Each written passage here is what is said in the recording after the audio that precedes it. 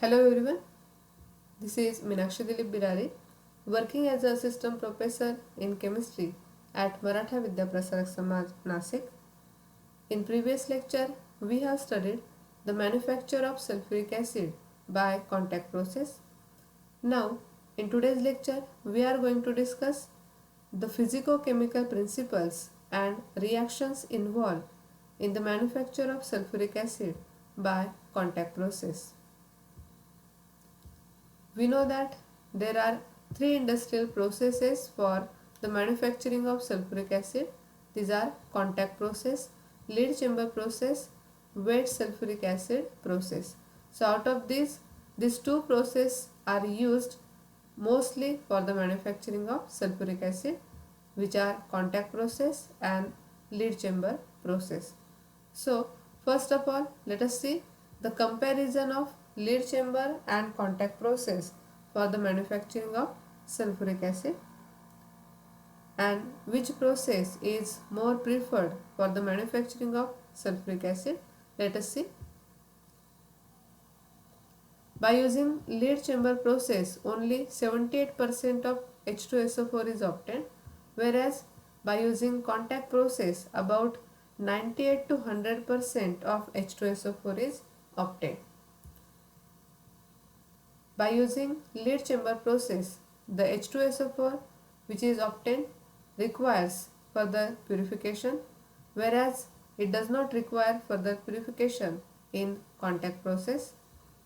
After dilution, the required strength of acid is not obtained by using lead chamber process, whereas after dilution, exact strength of acid can be obtained by using contact process.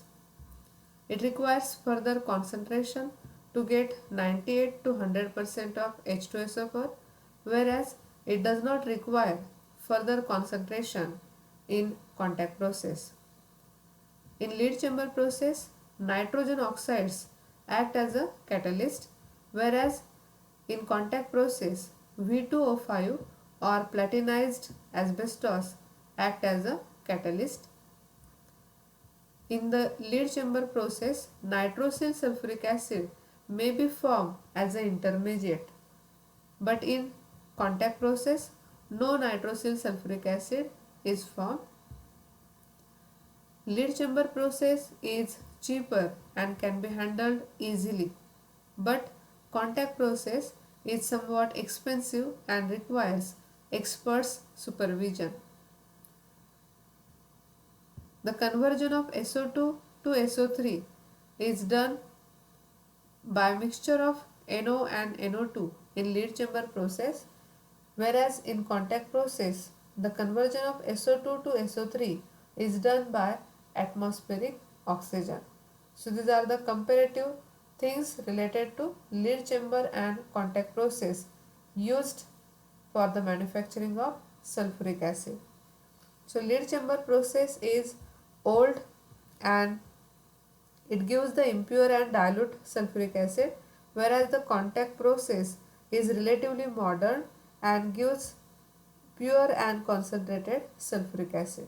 So usually the contact process is preferred to lead chamber process in the manufacture of sulfuric acid. So already in previous lecture we have discussed in detail the manufacturing of sulfuric acid by using contact process.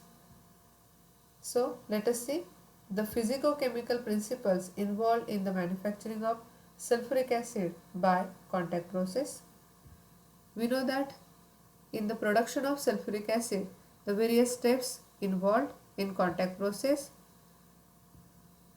these are formation of SO2, purification of SO2, then oxidation of SO2 to SO3 and formation of H2SO4.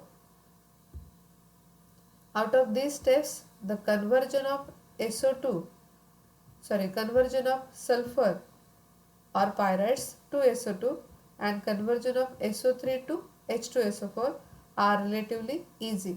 However, the conversion of SO2 to SO3 is a difficult step and hence that is the most important in the manufacture of sulfuric acid.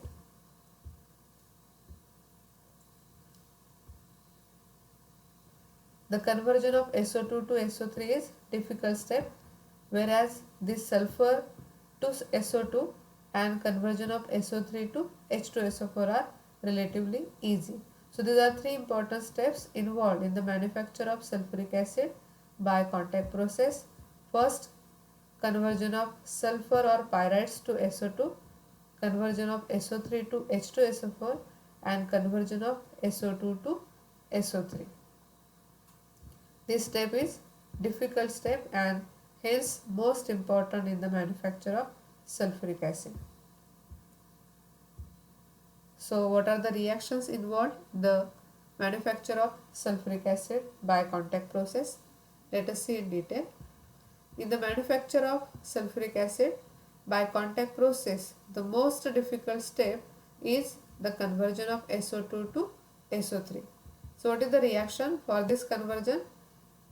This one, twice SO2 plus O2 give the formation of twice SO3 in presence of 595 degrees Celsius temperature and catalyst V2O5. So in this reaction, 2 volume of SO2 reacts with 1 volume of O2 to give 2 volume of SO3. So this reaction is reversible and the forward reaction is exothermic. There is decrease in volume when sulfur trioxide is formed.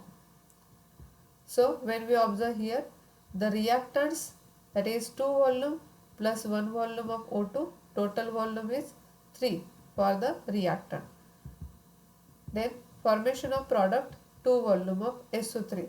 So the product volume is only 2, whereas the total volume of reactants involved, that is 3. So that there is decrease in volume when sulfur trioxide is formed. Hence, according to Le-Chatelier's principle, low temperature, high pressure and increased concentration of SO2 or O2 should favor the formation of sulfur trioxide.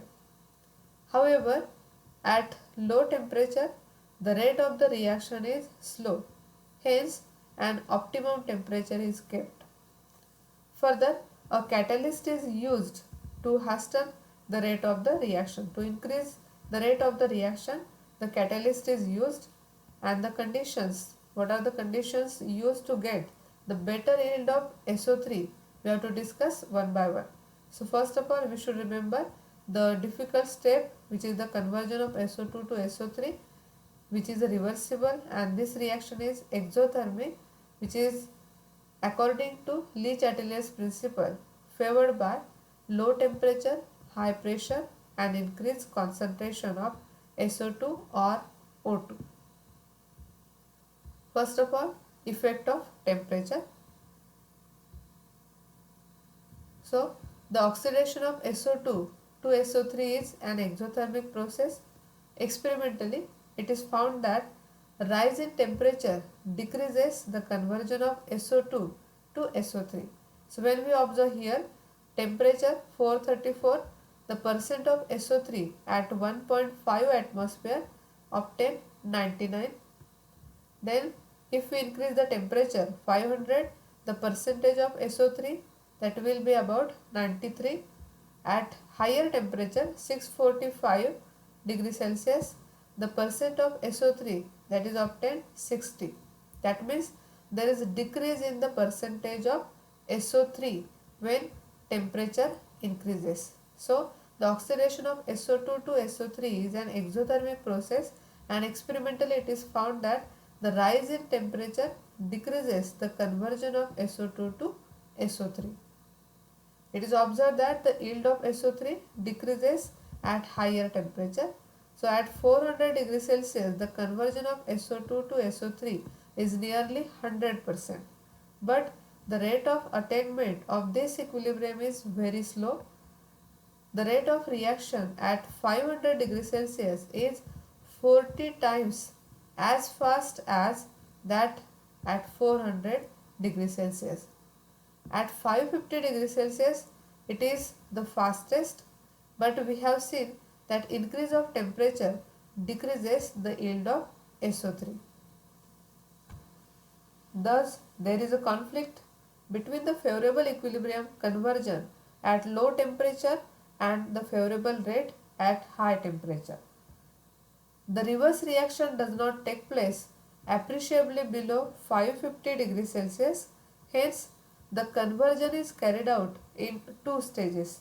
So, about 80% conversion is carried out in the first stage and 99% conversion is carried out in the second stage. In the first stage, the temperature is maintained at 595 degrees Celsius, and in the second stage, coming out gas has the temperature 450 degrees Celsius.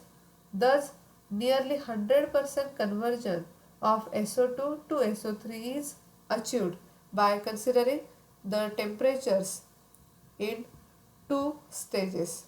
So the conversion which is carried out in two stages. In first stage, the temperature is maintained at 595 degrees Celsius, and in the second stage that will be about 450 degrees Celsius. So the optimum temperature range for the oxidation of SO2 to SO3, it is 450 degrees Celsius to 550 degrees Celsius. So it is the optimum temperature range for the oxidation process. Now let us see the effect of pressure on the reaction. Formation of sulfur trioxide take place with decrease in volume. Already we have studied in the reaction total volume of reactants are 3, whereas the formation of product, that is only 2 volume. That means there is the formation of SO3 take place with decrease in volume. According to Le-Chatelier's principle, increase in pressure should give more yield of SO3. However, SO3 is strongly adsorbed on the surface of the catalyst, and it is through this layer of the adsorbed SO3 that the gases SO2 and O2 have to diffuse and come in contact with the surface of the catalyst. Increase in pressure increases the thickness of the adsorbed layer of sulfur trioxide, and hence the gases SO2 and O2 find it difficult to come in contact and to react with each other on the surface of catalyst. Due to this reason, the high pressure is not employed in this reaction. Also at higher pressure, there is more chance of corrosion of the catalyst. So, the high pressure is not employed in the conversion of SO2 to SO3. The process is carried out at a pressure, optimum pressure of 1.5 to 1.7 atmospheres. So, we should remember the optimum pressure for the conversion, for the oxidation in the manufacture of sulfuric acid, that is 1.5 atmosphere to 1.7 atmosphere. Now the next one, that is effect of concentration. According to Le-Chatelier's principle, an increase in concentration of SO2 in preference to O2 would have more effect on shift of equilibrium, because the concentration of SO2 appears as a square term in the equation. However, in practice, the aim is to get maximum yield of sulfur trioxide from the given amount of sulfur dioxide. Therefore, the oxygen is used in greater proportion. Thus, the gaseous mixture which enters the chamber has an approximate composition, that is 8% of sulfur dioxide and 10% of O2, and the rest is N2 gas. Usually, the oxygen is mixed with SO2 in the proportion 3:1 by volume. That means 3 volume of O2 and 1 volume of SO2. So, the aim is to get the maximum yield of SO3 from the given amount of SO2. The oxygen is used in greater proportion. The gaseous mixture which enters the chamber having an approximate composition 8% SO2 and 10% of O2. In the proportion O2 3% proportion and SO2 in the 1 proportion, that is 3:1 by volume.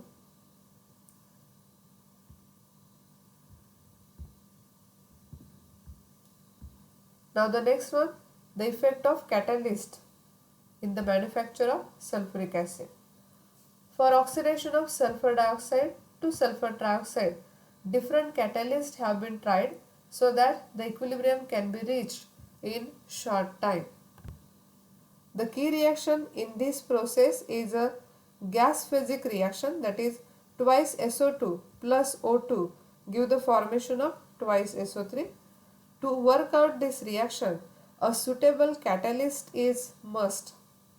Number of catalysts have been developed and used to increase the rate of the reaction.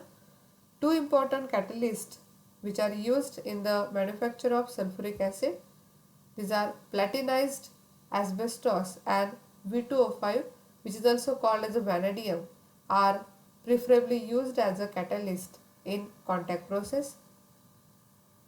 First one, that is platinized asbestos. Asbestos which is coated with finely divided platinum called as platinized asbestos. This catalyst can bring about 95 to 96% conversion of SO2 to SO3 at an optimum temperature of 450 degrees Celsius. The activity of the catalyst is reduced with the use and life of the catalyst becomes short. So about 90% of the original platinum metal can be recovered from the worn out catalyst. So from the used catalyst, about 90% of the original platinum metal can be recovered. Platinized asbestos can be prepared by soaking asbestos fibers in a solution of ammonium chloroplatinate followed by its ignition. The salt decomposes, producing a deposit of finely divided platinum of the fiber. This catalyst bring about 95 to 96% conversion of SO2 to SO3 at a temperature of 450 degrees Celsius. And the activity of catalyst is found to reduce with use and thus life of the catalyst is short.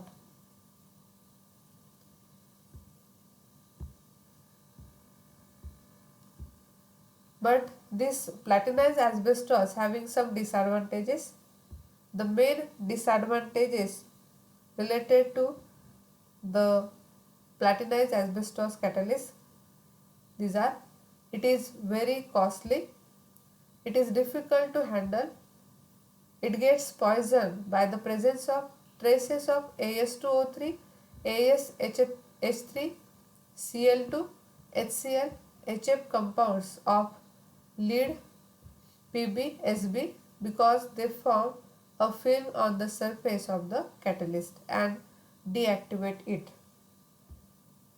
It is also essential to purify the reacting gases before they enter the contact chamber.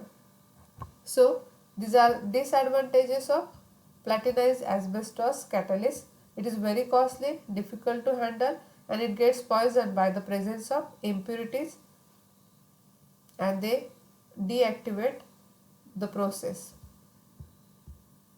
Now another catalyst used in the manufacturing of sulfuric acid in contact process, that is vanadium catalyst, V2O5. It is the most important catalyst. It is very efficient and gives high conversion efficiency which is maintained for longer period. It has a low initial cost and can be easily handled. There is no danger of poisoning. The gases need not be purified as in case of platinum catalyst.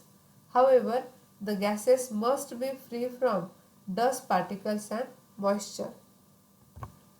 V2O5 catalyst is prepared in the form of pellets by igniting a mixture of zeolite and suspension of V2O5.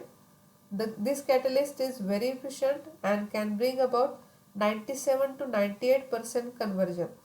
The efficiency is maintained for a longer time than platinum catalyst. It has a low initial cost and it is also easy to handle.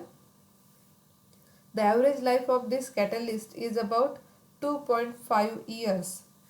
No metal can be recovered from the use of catalyst, and the V2O5 take part in the reaction and produces the intermediate products. So these are the two important catalysts used in the manufacture of sulfuric acid. One is platinized asbestos and second one vanadium catalyst.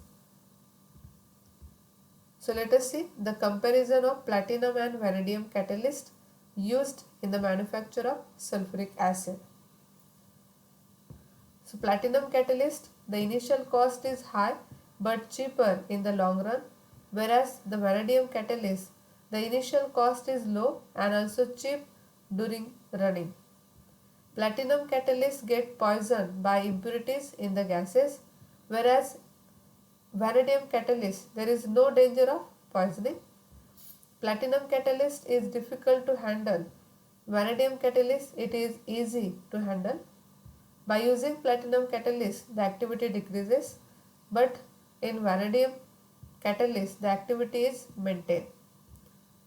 Can be used for higher content of sulfur dioxide about 10% by using platinum catalyst, whereas cannot be used for more than 7 to 8% of SO2 by using vanadium catalyst. Then 90% of the metal can be recovered from used up catalyst in platinum catalyst when we use the manufacturing of H2SO4. But vanadium catalyst, the worn out catalyst has no value when we use the V2O5 in the manufacturing. Efficiency is 95 to 96% by using platinum catalyst, whereas efficiency is 97 to 98% by using vanadium catalyst. So these are the comparative points related to platinum catalyst and vanadium catalyst which are useful in the manufacture of sulfuric acid. So we should remember the comparison of platinum and vanadium catalyst. Now the the favorable conditions of manufacture of sulfuric acid by contact process.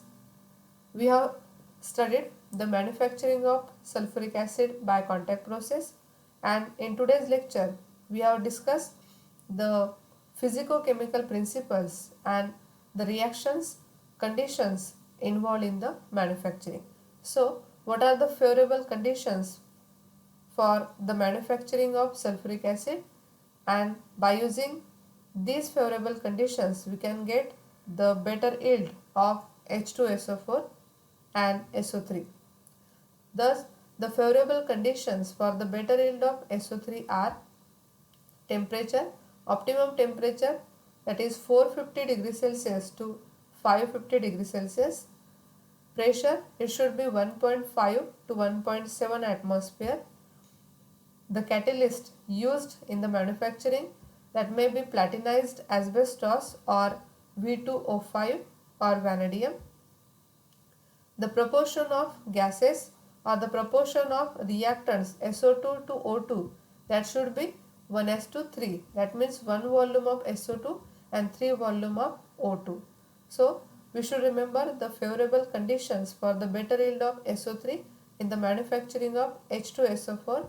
These are temperature 450 to 550 degrees Celsius, pressure 1.5 to 1.7 atmosphere, catalyst platinized asbestos or V2O5, proportion of SO2 to O2, that is 1:3. SO2 to O2 1:3 by volume. Now the uses of sulfuric acid. Sulfuric acid is extensively used in laboratory and in industry. It is used in the production of fertilizers, used in the manufacture of HCl, nitric acid, sulfate salts, synthetic detergents, used in the manufacturing of dyes and pigments. It is used in the manufacturing of explosives for the preparation of explosives such as trinitrotoluene TNT, trinitrophenol, that may be picric acid, nitroglycerin, trinitrocellulose. It also requires the concentrated H2SO4 and concentrated HNO3. Sulfuric acid is also used as a catalyst and used as a dehydrating agent in esterification reactions.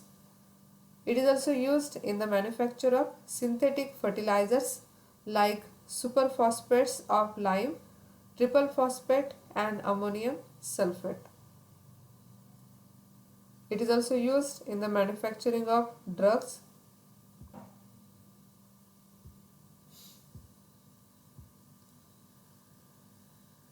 Sulfuric acid, which is used extensively in laboratory and industry. It is used in the manufacturing of detergent, used in the manufacturing of synthetic fertilizers like superphosphate of lime, triple phosphate and ammonium sulfate. It is used in the manufacture of pesticides. It is used in the manufacture of synthetic fiber and paint. Hydrogen peroxide is also obtained by the hydrolysis of persulfuric acid, which is obtained by electrolysis of 50% H2SO4. So, the sulfuric acid is one of the widely used mineral acid. It is used in variety of reactions as protonating solvent, dehydrating agent, or to provide strong acidic medium.